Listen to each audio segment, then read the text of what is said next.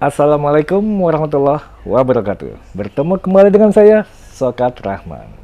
Kali ini kita akan ngobrol-ngobrol tentang istilah-istilah yang ada pada skenario. Kalau pada video sebelumnya, saya sudah membahas soal istilah-istilah yang ada pada scene sebuah skenario, maka kali ini kita akan membahas soal istilah-istilah yang kita gunakan pada transisi sebuah skenario. Apa itu transisi? Transisi merupakan perpindahan dari satu scene ke scene berikutnya. Ada istilah-istilah yang kita gunakan pada transisi itu. Apa saja istilah-istilah itu? Yuk kita bahas bersama-sama di video berikut ini.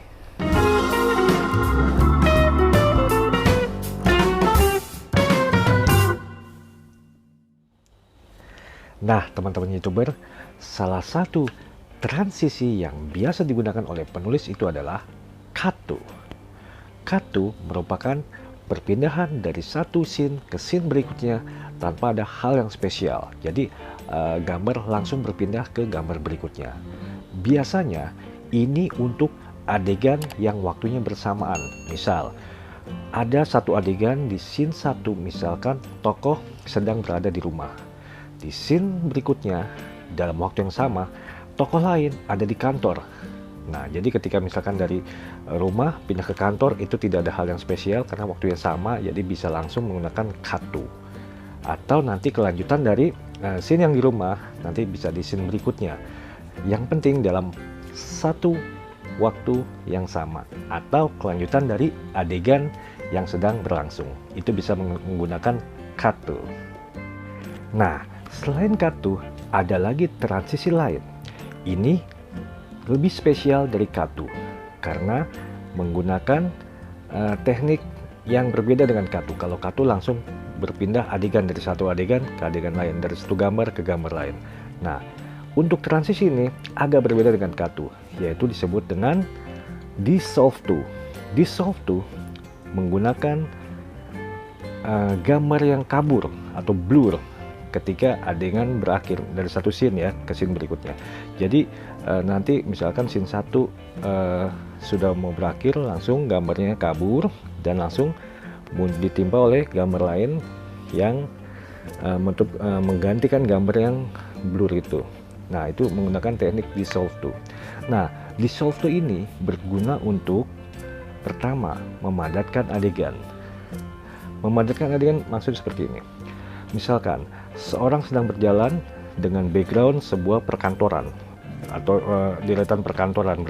Dia jalan di depannya, jalan, lalu dissolve to, adegan kabur, jalan itu kemudian masuk ke adegan berikutnya. Toko itu masih jalan, tapi backgroundnya sudah berbeda, misalkan perumahan. Ini untuk menggambarkan adanya perbedaan waktu. Jadi untuk memadatkan waktu bisa menggunakan dissolve to. Selain untuk memadatkan adegan, memadatkan waktu, dissolve to juga berguna untuk memberi dramatisasi terhadap satu adegan. Misalkan di adegan di scene 1 itu seorang tokoh duduk termenung. Gambar berfokus pada wajah tokoh. Tiba-tiba nanti gambar itu kabur dan berubah menjadi wajah orang lain yang mungkin akan bicara seperti itu. Itu bisa menggunakan dissolve to. Jadi fungsinya memang untuk pertama untuk memadatkan waktu dan kedua untuk mendramatisasi sebuah adegan. Itu dissolve to. Ya teman-teman, selain katu, dissolve to, ada transisi lain, yaitu fade in dan fade out. Fade in biasanya ditulis di awal skenario sebelum scene 1. Fungsinya untuk membuka cerita. Jadi nanti dari layar gelap menuju adegan baru, menuju scene 1. Itu fade in. Ditulis di awal skenario sebelum scene 1 dengan huruf kapital, di sebelah kiri dengan huruf kapital dan titik 2. Itu fade in. Sebalik dengan fade out. Fade out biasanya ditulis di akhir scene terakhir skenario. Jadi itu untuk menutup cerita kita. Dan nanti kalau di gambar itu fade out berupa gambar adegan akhir, gambar terang adegan akhir, lalu lambat laun menjadi gelap. Itu fade out. Nah, ketika fade out dan fade in digunakan di tengah-tengah, ini langsung jadi fade out, strip, fade in. Ini digunakan untuk pergantian waktu. Misalkan ada satu adegan rumah, ini malam.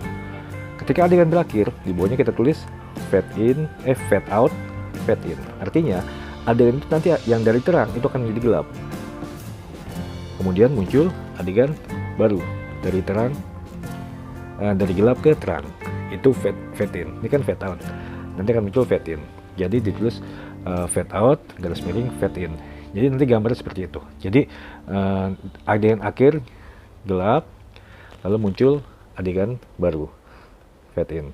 Nah, ini untuk pergantian waktu. Misalkan dari malam, di scene berikutnya adalah siang.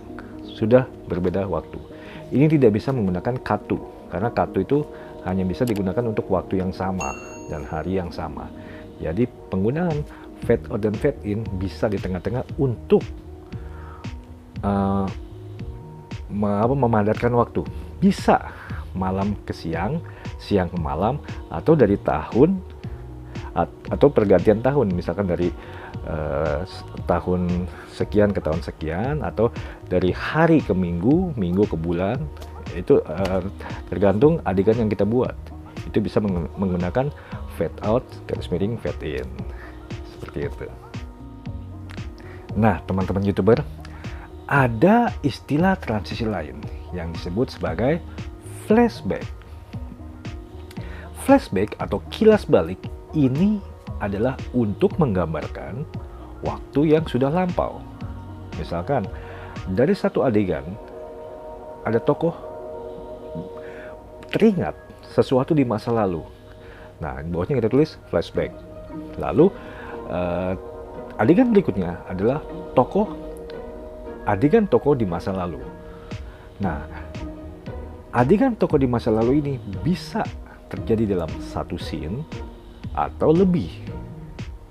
Tapi setelah scene akhir dari flashback, kita akan menulis untuk mengembalikan kepada scene awal sebelum dia flashback.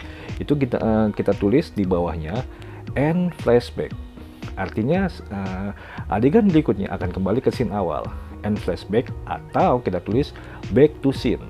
Jadi nanti ketika editor tahu bahwa setelah adegan itu, setelah scene itu akan balik lagi kepada scene awal ketika sebelum flashback.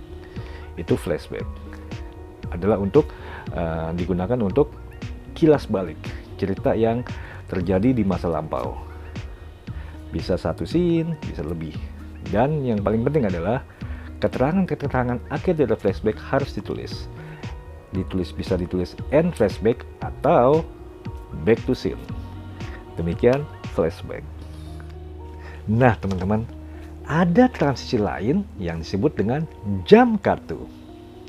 Jump cut ini adalah untuk memadatkan shot dari satu scene. Bukan dari scene yang berbeda ya, tapi dari satu scene. Misalkan seperti ini. Ada satu tokoh yang jalan di lorong koridor. Nah, selama berjalan, dia akan melihat ke pintu-pintu yang ada di koridor. Misalkan dari 100 meter, dia jalan 50 meter, lihat kiri, jalan lagi 30 meter, jalan lagi 100 meter. Jadi dipadatkan. Jadi tidak real jalan 100 meter, dipadatkan langsung dengan istilah jump cut. Jadi melompat-lompat jalannya. Bukan melompat jalan, tapi ketika plak potong gitu. Jadi dari 100 meter, 50 meter, 30 meter, sampai 10 meter. Itu menggunakan istilah jump cut untuk memadatkan shot di satu scene. Ingat, di satu scene. Itu jump cut. Selain jump cut, ada lagi istilah lain yang disebut dengan match cut. Match cut ini adalah dua adegan yang memiliki aksi yang sama. Jadi dua adegan itu nanti akan disatukan dalam potongan dengan transisi match cut dengan adegan yang sama. Misalkan seperti ini. Seorang anak melemparkan, misalkan dia ngambil dari tanah batu gitu kan, dilempar ke atas, batu itu melayang gitu. Itu masih gambar batu melayang. Kemudian di Mazcatu batu itu diganti gambar menjadi misalkan sebuah granat gitu kan. Granat melayang dan jatuh di satu wilayah pertempuran, duar gitu misalkan. Itu menggunakan teknik Mazcatu. Aksinya sama. Dua scene yang memiliki aksi yang sama dengan benda yang beda. Itu menggunakan Mazcatu. Nah, selain istilah-istilah yang tadi, teman-teman bisa juga menggunakan istilah untuk telepon misalkan. Untuk bertelepon, kita menggunakan transisi yang disebut sebagai intercut. Intercut fungsinya untuk menyatukan dua adegan yang orang bertelepon, misalkan dari dua tempat yang berbeda, sehingga nanti tidak akan menggunakan scene heading lain yang berulang. Jadi misalkan satu tokoh telepon dari rumah, satu tokoh menerima telepon di kantor. Tokoh yang di rumah menelpon misalkan halo, tokoh yang di kantor menjawab ya halo, kemudian kita intercut, tulis intercut. Intercut, telepon tokoh A dan B. Kemudian di bawahnya itu ditulis dialog dari tokoh A yang di rumah, kemudian nanti di bawahnya lagi ditulis dialog dari tokoh yang di kantor, tanpa menambah scene heading. Jadi itu menggunakan transisi intercut. Selain intercut, teman-teman bisa juga menggunakan istilah insert untuk memfokuskan pada suatu subjek yang dilihat dari kacamata tokoh yang bersangkutan. Misalkan seorang tokoh sedang baca koran. Penonton pasti tidak tahu apa yang menjadi fokus bacaan tokoh. Untuk itu, penulis menggunakan istilah insert. Jadi ketika tokoh baca koran, nanti penulis di adegannya, di skenario penulis insert, kemudian insert berita kematian seorang tokoh gitu kan. Nah, nanti di gambar itu akan digambarkan berita yang berkaitan dengan yang kita tulis. Jadi nanti di gambarnya tokoh lagi baca koran, terus di insert berita yang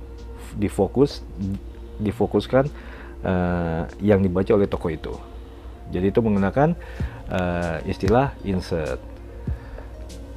Seperti itu. Nah, teman-teman YouTuber, selain istilah-istilah tadi, ada juga istilah lain yang biasa dipakai oleh penulis skenario, yaitu montas. Montas digunakan untuk memadatkan adegan. Jadi yang ditulis itu adalah poin-poin adegan yang ditulis secara kronologis. Misalkan adegan aktivitas satu tokoh dari mulai bangun tidur sampai berangkat kerja. Jadi di scene heading itu kita tulis montas. Tidak ada lagi eksterior tapi langsung montas saja. Montas gitu kan. Poin 1, tokoh terbangun karena jam wakernya berbunyi dengan kencang. Tokoh keluar kamar, tokoh masuk kamar mandi. Di poin berikutnya ya, tokoh masuk kamar sudah selesai mandi. Kemudian tokoh keluar kamar sudah rapi dengan baju kerja. Lalu di poin terakhir, tokoh keluar rumah sudah membawa tas kerjanya. Jadi poin-poin itu disusun secara kronologis. Bisa juga merupakan gambaran kumpulan adegan dari satu tokoh, bisa banyak tokoh. Misalkan ada beberapa tokoh yang sedang memperbaiki mobil, misalkan dari sebuah mobil yang rusak gitu kan, dengan cat yang kusam, mereka melakukan kegiatan memperbaiki. Jadi digunakan adegan montas. Misalkan poin 1 semua membersihkan cat yang ada gitu kan, atau mencari spare part baru. Terus poin kedua, poin ketiga apa, sampai di poin terakhir mobil itu menjadi sebuah mobil yang baru dengan cat yang baru dan siap melaju. Itu menggunakan istilah montas. Nah, teman-teman YouTuber dan para pembuat film pendek atau para penulis skenario yang ingin berkarir di bidang skenario, silakan. Tadi sudah dijabarkan beberapa istilah dalam skenario yang bisa dipilih untuk dipakai, disesuaikan dengan adegan dan cerita yang kita buat. Teman-teman bisa berkreasi dengan istilah-istilah tadi sehingga gambar yang kita buat akan menjadi dinamis untuk ditonton. Demikian dari saya, Sokar Rahman. Selamat berkreasi dengan skenario. Jangan lupa bikin skenario yang bagus, sebab skenario yang bagus akan menghasilkan sebuah film yang bagus. Wassalamualaikum warahmatullahi wabarakatuh. Let's ride!